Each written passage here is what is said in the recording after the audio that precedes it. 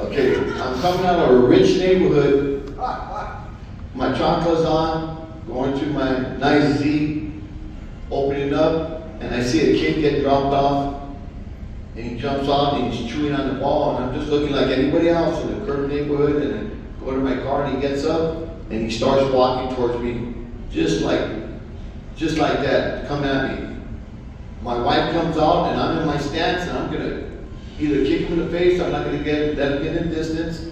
Next thing I know, my wife goes in front of me, he goes, don't hit him. He got her and threw that little lady around 20 feet.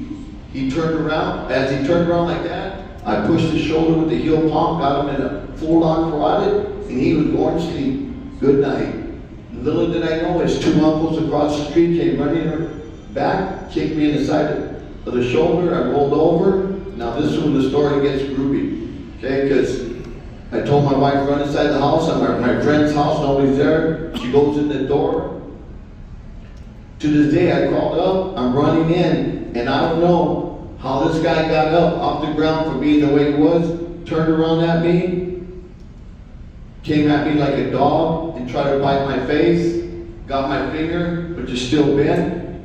Then that's when everything kicked in. Forget the boxing, forget the Muay Thai, and I went whoa, right into his eyeball, because I knew 6.5 pounds of pressure will take out that eyeball. He was grabbing his eyeball. Next thing I know, the guy threw a punch at me on the side, went with the extended outward block, and it was whoop, right in that eyeball. I was all about the eyeball. If I would have had a knife on me, I would have stuck it in their ears, and I would have been eating a cheeseburger right after that. Because I had no remorse.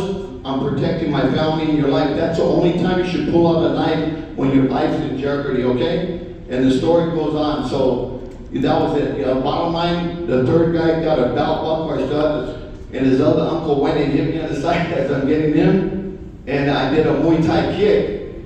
Fortunately, that when his head hit the ground, his head hit the ground and just boom, the head, blood splattered up. But the one thing I didn't mention, that when he grabbed my finger, and you remember that, to bite it like that, I felt my finger just bouncing off, so I grabbed his ear, and I bit his ear off. That's a true boxer. No, I have all documents and pictures.